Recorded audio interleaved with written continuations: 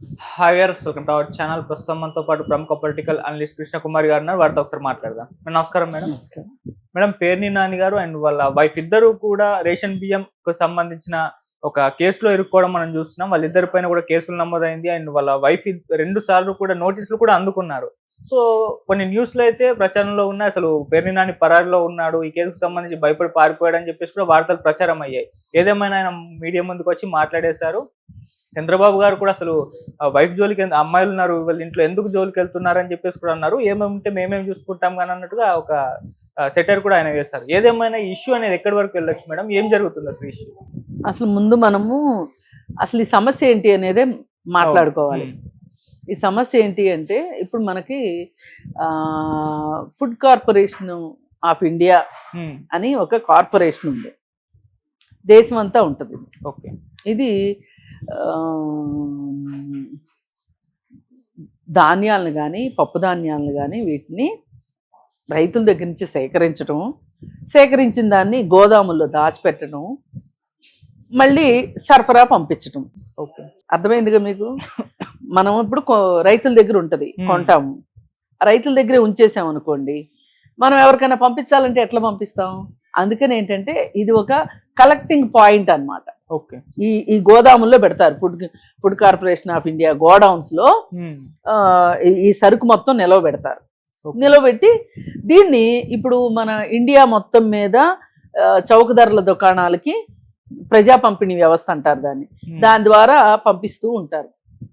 అయితే గవర్నమెంటు మరి ఇప్పుడు పంట పెరిగింది, ప్రజలు జనాభా పెరిగింది, ఇలాగే ఈ చౌక ధరల దుకాణాలు పెరిగినాయి. దీనికి తగ్గట్లుగా గోదాములు పెరగల. ఈ గోదాములు పెరగనివ్వకపోవటానికి కూడా ఒక రాజకీయ కారణం ఉంది. అదేంటి అంటే గవర్నమెంట్ గోదాములు కట్టింది అనుకోండి, గవర్నమెంటే పెట్టుకుంటుంది లోపల, గవర్నమెంటే సరఫరా చేస్తుంది. అప్పుడు రాజకీయ నాయకులకి ఏంటి లాభం? అందుకని అసలు గోదాములు కట్టడం ఎప్పటి నుంచో ఆపేశారు. చాలా పుకార్లు షికారులు చేసినాయి. అసలు FCI తీసేస్తారంట, అదంట ఇదంట, అసలు ఇంకా కొన్ని రోజుల్లో ప్రభుత్వం అసలు బాధ్యత పెట్టుకోదంట, ఇదంతా ప్రైవేట్ పరం చేస్తంట, ఇట్లా రకరకాల కామెంట్స్ పుకార్లు షికారులు చేసినాయి. అయిపోయింది.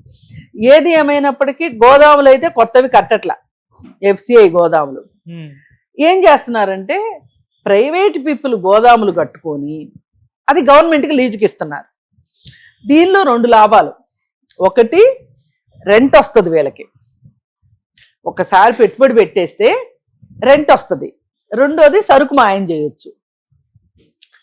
ఇది ఎప్పుడు ఏ రాజకీయ పార్టీ ఉన్నా చిన్న చితక ఏదో జరుగుతూ ఉంటుంది. ఓకే. కానీ మన గత ఆంధ్రప్రదేశ్ ప్రభుత్వం, ఘనమైన ప్రభుత్వం, వైసీపీ పార్టీ ఆధ్వర్యంలో నడిచిన పార్టీ ఇంకా అంతకు మించి మితిమీరిపోయిందనమాట.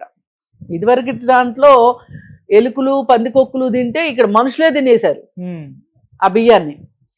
వీళ్ళు ఏమనుకున్నారంటే అందరికీ ఒకటే భ్రమ, 30 ఏళ్ళు ఉంటాం.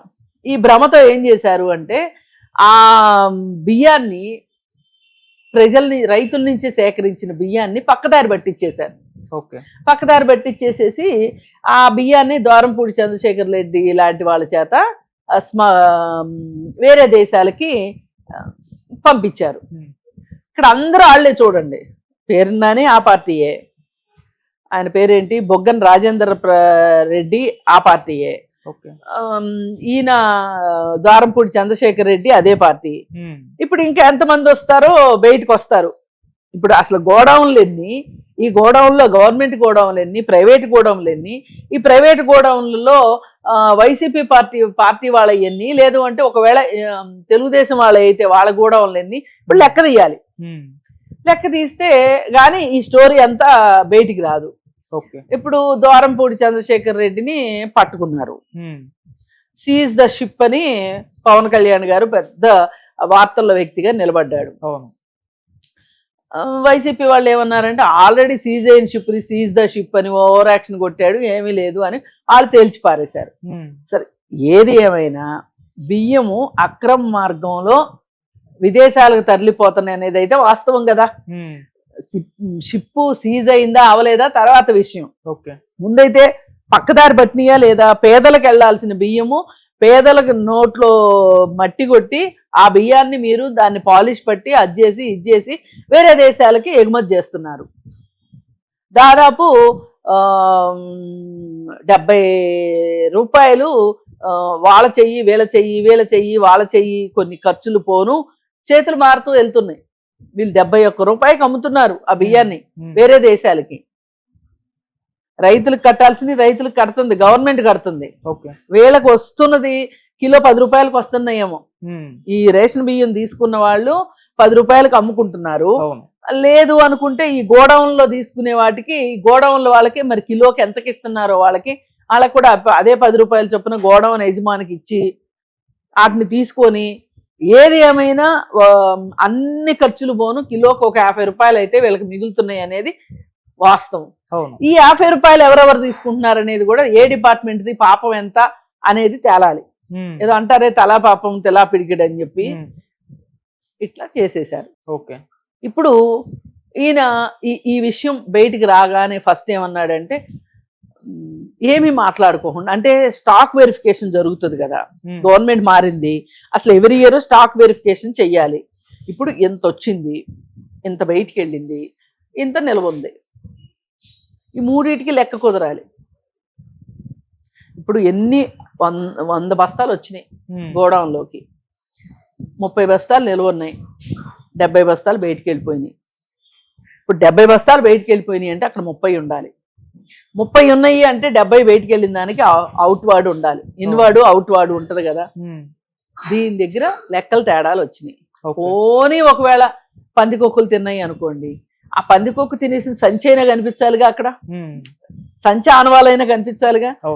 సరే ఈయన ఏం చేశాడు అంటే ఇదేమి చిలికి చిలికి గాలివాన అయ్యేటట్లుంది, ప్రభుత్వం కూడా మంది కాదు కదా, ఏమవుతుందోనని చెప్పి ఇమ్మీడియట్గా డీడీ తీసేశాడు వాళ్ళకి. నా దగ్గర ఇంత స్టాక్ మాయమైంది అని. తీరా చూస్తే ఇంకా మనకి లెక్కలు డొక్కలతోటి అనవసరం. ఎన్ని వేల కిలోలు ఎన్ని వందల టన్నులు మాయమైంది అనే దానికంటే కూడా ముందు వాళ్ళు ఇంత మాయమైంది అన్నప్పుడు వెంటనే దానికి సంబంధించిన డీడీ ఇచ్చేయడానికి సిద్ధపడ్డారు. మళ్ళీ ఇంకా ఇంకా చేస్తుంటే మళ్ళీ ఇంకా స్టాకు మాయమైంది. ఇక కేసు పెట్టారు ఆయన పైన, ఆ గోడౌన్లు ఆయన భార్య పైన, ఆయన పైన, కొడుకు పైన, ముగ్గురు పైన ఉన్నట్లున్నాయి ఆ గోడౌన్స్. మరి ఇంటి దొంగల మహత్యమే, ఇందులో ఇంకేం మాట్లాడుకోవటానికి లేదు. సరే ఇది ఏదో బాగా ముదిరి పాకాన పడుతుంది వ్యవహారం, మరి దీనికి ఎట్లా నష్ట నివారణ చర్యలు ఎట్లా అని చెప్పి ఆలోచన చేసి పేర్ని నానికి ఒక పెద్ద ఐడియా వచ్చేసింది. 70 mm స్క్రీన్లో. అదేంటంటే చంద్రబాబు నాయుడు గారిని పొగిడితే కొంచెం ఏమైనా చూసి చూడనట్టు పోతారా అని ఒక ఆలోచన మెరుపులాగా మెరిసిందనమాట. మెరిసేసరికి దాన్ని తక్షణం ఆయన అమల్లోకి పెట్టి, అసలు చంద్రబాబు నాయుడు గారు ఎంత మంచి ఆయన, ఏంటి ఇంట్లో ఉన్న ఆడవాళ్ళ మీద ఏంటి మీరు, మనం చూసుకున్నాము అంతేగాని ఆడవాళ్ళ మీదకి వెళ్ళటం ఏంటి, అదేంటి ఇదేంటి అని అన్నారు అని చెప్పి అన్నారు. ఎవరితో అన్నారు, ఎవరొచ్చి నీకు చెప్పారు, విన్నోళ్ళు చెప్పారా, విన్నోళ్ళు చెప్పారని ఇంకొకళ్ళు వచ్చి చెప్పారా, ఏదైనా ఉండాలిగా, ఒక లెక్క ఉండాలిగా. అసలు ఒక ముఖ్యమంత్రి గారు ఇలాంటి అపసవ్యమైన పనికి ఆయన జెండా ఊపుతారు అంటే ఇక ఆయన ప్రతిష్ట ఏం కావాలి. దట్టు సొంత పార్టీ వాళ్ళని ఏమన్నా కొంచెం కాపాడుకుంటారేమో కానీ వైసీపీ పార్టీని కాపాడాల్సిన అవసరం ఏంటి, ఈ ఆలోచన వస్తుందా లేదా. ఇక అందుకని చెప్పి తెలుగుదేశం పార్టీ వాళ్ళందరూ కూడా అలర్ట్ అయిపోయారు, ఇట్లా అయితే ఎట్లా, అసలు ఎవరెవరితో అన్నారు, మీరు బయటపడటం కోసం కాయించుకున్నారా, లేకపోతే నిజంగా ఆయన అన్నారా ఏంటి అని చెప్పి మాట్లాడటం మొదలైపోయింది. ఈయనేమనుకున్నాడంటే కొంచెం నేను తప్పించుకుందాము, ఆయనకి గుడ్ లుక్స్లో ఉందాము, గుడ్ బుక్స్లో ఉందాము అని అనుకున్నాడు. వాళ్ళ అబ్బాయి ఏమో రెడ్ బుక్ రాసుకుని కూర్చున్నాడు. ఈ రెడ్ బుక్ ముందు ఈ గుడ్ లుక్స్ ఎక్కడ పనిచేస్తాయి చెప్పండి, పని చేయవు కదా.